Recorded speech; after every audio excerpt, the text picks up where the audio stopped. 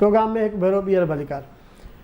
अच्छा हाणे मैं साहब तव्हां ॻाल्हियूं ॿुधियूं शहाब ओस्ते साहब जूं, हुनजो बि इहो चवणु आहे त ही इमरान ख़ान जी सियासत जेका आहे उहा ईअं जीअं हिकिड़ा फाशिस्ट हूंदा आहिनि ऐं उहे जेको आहिनि सो हमेशह सॼो उन्हनि जो संदरो कूड़ ते हूंदो आहे ॿधलु, ऐं उहो कूड़ ॻाल्हाईंदा अहिड़ो सलीक़े सां आहिनि जो हुननि जा जेके फॉलोअर्स आहिनि उहे चवंदा आहिनि त आहे ई सच इहो, बाक़ी सॼो कूड़ आहे। हलो उहो त थियो हिकिड़ो पहलू हुनजो, पर जेको मरियम नवाज़ जे हवाले सां हुन जेका ॿोली इस्तेमालु कई, इहो रिकॉर्ड ते आहिनि शयूं त अॻु में बि हू औरत जी इज़त जे मामले में इन ते तमामु घणी तनक़ीद रही आहे इमरान ख़ान ते। तव्हां ॾिठो त आयशा गुलाली, रिहाम ख़ान, ही उन खां पोइ तव्हां मीडिया जूं ख़ुदि औरतूं जेके एंकर्स आहिनि उन्हनि जे लाइ हुननि जा जी गुफ़्तगू, आसमा शिराज़ी जे लाइ, गरीदा फारूकी जे लाइ, ॿियनि जे लाइ, टिनि जे लाइ, इहो छा तरीक़ो आहे? मतिलबु इहो किथां जी सियासत आहे? मुल्तान वारे जलसे खां पोइ त अॻ में बि असांखे त इहो ॾिसण में आयो, पर मुल्तान वारे जलसे खां पोइ त मूंखे त इहो लॻे थो त हीउ ज़हनी मरीज़ आहे। इहो हिकिड़ो साबिक़ु वज़ीर आज़म हिन क़िस्म जी ॿोली औरतुनि जे बारे में अॻ में बि कंदो आहे, पर हीउ मतिलबु मजमूओ आहे 10,000 5,000 10,000 15,000 माण्हू आहिनि, उन में औरतूं बि उते वेठल हूंदियूं उन्हनि जे जलसनि में। ऐं तव्हां ॾिठो त जॾहिं हुन इहे रिमार्क्स ॾिना त उन जलसे मां वॾो हुनखे मोट मिली। हाणे इन में तव्हां अंदाज़ो लॻायो त हीउ कहिड़ो हिकिड़ो माण्हू कहिड़ो रवैयो तयारु करे पियो। ऐं हीअ जेका शहाब ओस्ते साहब ॻाल्हि कई त मां हुन में हिन क़िस्म जो वाधारो कयां थो। हीउ चए थो मां आहियां, मूंखां सवाइ ॿियो कुझु कोन्हे, मूंखां सवाइ मुल्क बि न आहे, हुनखे उन जी बि परवाह न आहे। मां हुजां त जेकॾहिं मां सुठो आहियां ठीकु आहे, मां न आहियां त भली मुल्क बि न हुजे। मां त हिनखे ईअं सम्झंदो आहियां भाई तव्हां हीअ त जेको माण्हुनि खे विढ़ाइण जो जेको जे तरफ़ वधे पियो, हाणे वाक़ई जेकॾहिं एॾा रिमार्क्स कंदो त नवाज़ लीग जा पंजाब में तव्हां अंदाज़ो कयो कुझु बि रिएक्ट अचे त माण्हू खे जेकॾहिं माण्हू सां विढ़ी पए त को बि रिएक्शन थिए, ऐं उहे चाहे थो हू माण्हुनि खे प्रोवोक करे को बि अहिड़ी सूरत हाल पैदा करणु चाहे थो। मां वरी हिन में तव्हांखे ॿी ॻाल्हि कयां, हीउ जेको लॉन्ग मार्च खां भॼणु चाहे थो, अच्छा अहिड़ी सूरत हाल बणाए छॾे माण्हुनि सां हिक ॿिए जी नफ़रत वधाए छॾे जे उहो लॉन्ग मार्च जे तरफ़ वञे ई न, अहिड़ी का मथां का पाबंदी अची वञे। छाकाणि त हिन अहिड़ियुनि गर्मियुनि में या जेका सूरत हाल असां हिन जी ॾिसूं था पिया, हीउ लॉन्ग मार्च करणु हिन जे वस जी ॻाल्हि न आहे। मां त इहो सम्झां थो लॉन्ग मार्च खां भॼण जो बि हिकिड़ो तरीक़ो, मरीज़ बि आहे ऐं हिक में इहा बि अञा आहे मां बि अथसि, मूंखां सवाइ मां इहो चवां थो त मुल्क बि हुनखे कोन खपे, रुॻो मां खपां, ॿियो ई लॉन्ग मार्च खां भॼण बि चाहे। अच्छा हाणे ॿियो ॿी जेका सूरत हाल अॼुकल्ह तमामु घणी बहस हेठि अचे थी, कुझु 2-3 ॾींहंनि जे अंदरि जेका शइ महसूसु कई पई वञे, ख़ासि तौर ते अदालतुनि जे फ़ैसिले खां पोइ बि, अदालतुनि जा जेके फ़ैसिला आया आहिनि, कुझु इलेक्शन कमीशन वारो बि आयो आहे, ॿी इहो हिकिड़ो बहस आहे त जेका कोalition गवर्नमेंट आहे शहबाज़ शरीफ़ जी सरबराही में, उहा हिकिड़ो प्रेशर फील पई करे या उन ते प्रेशर अचे पियो किथां त भई तव्हां ॾुखे में ॾुखिया जेके फ़ैसिला अथव इहे करे वठो, बजट बि पेश करे वठो, पोइ तव्हां इलेक्शन में हलिया वञो। त इन जी छा हक़ीक़त आहे ऐं इन तरह जी कुझु फीलिंग जेका आहे उहा असां वटि उन्हनि जी साट बि मौजूदु आहे, ख़ुदि शहबाज़ शरीफ़ साहिबु जेको पाण ॻाल्हायो उहो तव्हांखे ॿुधाइण जेको हिते वापारियुनि खे ख़िताब कंदे कराची में उन्हनि ॻाल्हायो। उस वक्त तो कोई सियासी अफरा तफरी तो नहीं थी, उस वक्त तो उस लाडली हुकूमत को और उस लाडले को हमारा जो मुक़्तदर इदारा है उसने वो सपोर्ट दी उन 3.5-4 सालों में कि पाकिस्तान की 75 साल तारीख में ना किसी को मिली ना आइंदा किसी को मिलेगी। ये मैं आपको बिला खौफ तरदीद कहना चाहता हूँ। हाँ अलबत्ता मैं बड़े अदब से बड़ी इनकिसारी से ये कहता हूँ कि ऐसी जो सपोर्ट इस लाडले को मिली थी, अगर हमारी किसी हुकूमत को इसका 30% भी मिला होता तो पाकिस्तान अल्लाह ताला के फजल करम से, मैं बड़ा बोल नहीं बोल रहा, इंतहाई आजी से अर्ज कर रहा हूँ कि पाकिस्तान इस तरह रॉकेट की तरह ऊपर जा रहा होता। बिल्कुल जेको आहे हीअ ॻाल्हि वज़ीर आज़म शहबाज़ शरीफ़ चए थो, हिन खां पोइ अॻु में कल्ह ई जेको आहे वज़ीर दाख़िला राणा सनावला इहा ॻाल्हि बि करे चुको आहे ऐं उहो त हिन खां बि वधीक ओपनली हुन चयो आहे। हुन इहे लफ़्ज़ चया नी त असांजा हथ पेर ॿधी करे ऐं असांखे मार्केट में छॾियो थो वञे। त इहो हाणे वरी हुनजो इहो बि चवणु आहे त हाणे इहो थींदो कोन।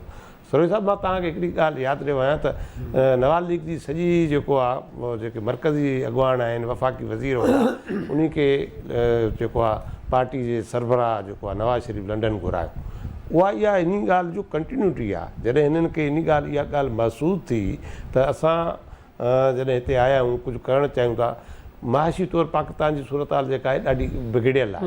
उन खे सुधारे जे लाइ जेको आहे त टाइम खपे, उन जे लाइ मदद खपे, दोस्त मुल्कनि जी मदद खपे, IMF जी मदद खपे, अमेरिका जी मदद खपे, जितां मालियाती इदारनि उनजी मदद करे। उन जे लाइ कोलेशन हुकूमत आहे जेके उन में मुल्क जूं तहरीक इंसाफ़ खां सवाइ जहिड़ो की सभु पार्टियूं आहिनि उन खे कढण जे लाइ उन कोशिशूं शुरू कयूं त हुन हार्डल महसूसु कया। हुननि खे हाणे इहे ॿिए तरफ़ जेको इमरान ख़ान जा जलसा थिया पोइ उन में केरु मुतासिर थियो या एस्टेब्लिशमेंट जे अंदरि को जेको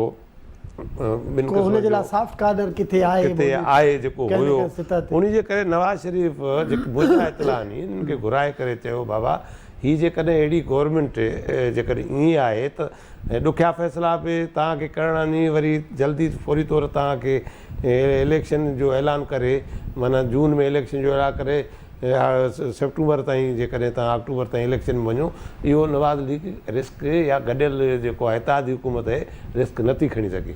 पहिरीं त हीअ हुकूमत पहिरीं थोरो हुई जलसनि जलूसनि में हयो पियो, पर हाणे तव्हां ॾिठो हूंदो कुझु 3-4 ॾींहंनि में हीअ जेके वाक़िया रूमनि थिया नी, सुप्रीम कोर्ट जो फ़ैसिलो, इलेक्शन कमीशन जो फ़ैसिलो, वरी ॿिए क़िस्म जी अदालती कार्रवाई शुरू थी वयूं नी, त इन ते माना जहिड़ो की हीअ ॾाढा ख़ुशि न आहिनि। न रुॻो ख़ुशि आहिनि इत्तेहादी हुकूमत, उन जा सभु इत्तेहादी ख़ुशि न आहिनि, पर हिननि पाण में गॾियल तौर ते फ़ैसिले करण जे लाइ मुलाक़ातूं बि शुरू कनि।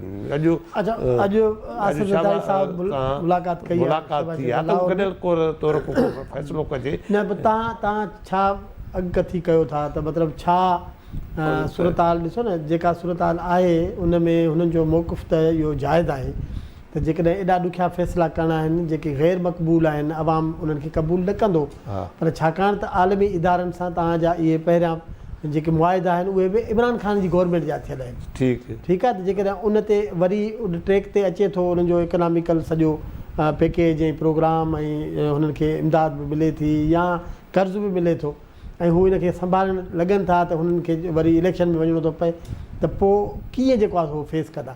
त तव्हां सम्झो था त हू इहो बि करे सघनि था त हू चवंदो आहे असां नथा संभालियूं? सर बिल्कुलु करे सघनि था ऐं उन तरफ़ वधनि था। कल्ह खां नवाज़ लीग जेको आहे पंहिंजो नैरेटिव थोरो सख़्तु ऐं हार्ड पंहिंजो ॾियणु शुरू कयो आहे ऐं उहे बिल्कुलु वञी सघनि था।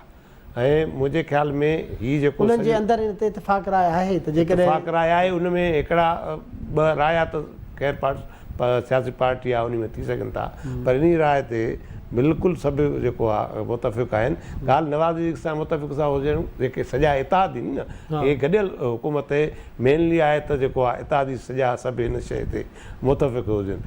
इहे हाणे जेकॾहिं हीअ जेका तव्हां पुछो था पिया त छा थियणु वञो पिए, थींदो छा, ज़ाहिर आहे त हिकिड़ो प्रेशर हिन ते आहे त बाबा तव्हां जल्दी इलेक्शन जो ऐलान कयो। इहो कंहिंखे छो आहे कीअं त तव्हां जेके सम्झ में अचे थो, पर हीअ चवनि था जेकॾहिं ॾुखिया फ़ैसिला करे असां वरी वेंदासीं त महांगाई भला जेकॾहिं हीअ न करे सघनि या सब्सिडी ॾियनि था उहा घटाए करे पेट्रोल ते डीज़ल ते मुल्क में महांगाई जो तूफ़ान मथो थी वञे ऐं इलेक्शन में वञनि, त नवाज़ लीग छो इहा रिस्क खणे या इत्तेहादी इहा रिस्क छो खणनि?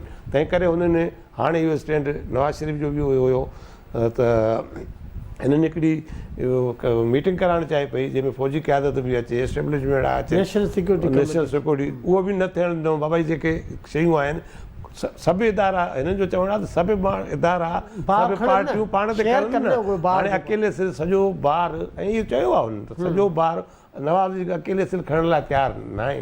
हाणे जेके ताज़ा वरी अचूं था इन सूरत हाल ते, ताज़ी सूरत हाल इहा आहे 25 तारीख़ इन जी क़तर में जेके मुज़ाकरात IMF सां हलनि था दुआ में, त उन जा आख़िरी राउंड आहे 25 तारीख़। असांजो वज़ीर ख़ज़ाना 24 तारीख़ ते उते वेंदो। ऐं बिलावल साहब जो जेको आहे त अमेरिका जो दौरो ऐं बिलावल साहब चीन बि रवानो थिए थो। हीअ कॾहिं हुकूमत माशी तौरु बहितरी करण जे लाइ चाहिनि था ऐं मुल्क जे लाइ इहो अहम आहे, ज़रूरी आहे। इन खां सवाइ असां सूरत हाल ॾाढी ख़राब में वेंदासीं। हाणे मां तव्हांखे हीअ ॻाल्हि ॿुधायां, हीअ जेका आहे त एस्टेब्लिशमेंट ख़ुदि फाथल आहे। भली जे इहो चवनि था, पर जेकॾहिं नवाज़ शरीफ़ ऐं संदसि नवाज़ लीग ऐं संदसि इत्तेहादियुनि जेको कल्ह खां मौक़िफ़ वठणु शुरू कयो आहे ऐं हुननि इहो चयो आहे असां ॾाढी दिलि सां कोशिशि कयूं था त महाशी सूरत हाल असांजी बहितरु थिए, त एस्टेब्लिशमेंट खे पोइ हिते हरणो पवंदो। हुननि खे पंहिंजो जेको हू चाहिनि था असांखे अथॉरिटी ॾिनी वञे त असां पंहिंजो टेन्यूअर पूरा हीअ जेको आहे उन में बजट पेश कयूं, जेको आहे इंतिखाबी इस्लाहत करे वठूं, बजट पेश कयूं, माण्हुनि जी खे रिलीफ माशी तौरु ॾेई वठूं, त पोइ हुकूमत इलेक्शन में वञिजे न। ऐं मूंखे लॻे थो मूंखे लॻे थो त एस्टेब्लिशमेंट खे इहो वञिणो पवंदो। ॿी सूरत में जेकॾहिं हू नवाज़ लीग ऐं इत्तेहादी उनजो हिसो न बणिबा। वॾी महिरबानी भाई साहब। नाज़रीन, असांजे प्रोग्राम जो वक़्तु पुॼाणी ते पहुचे थो, असांखे ॾींदो इजाज़त। अलाह ने ख़बर।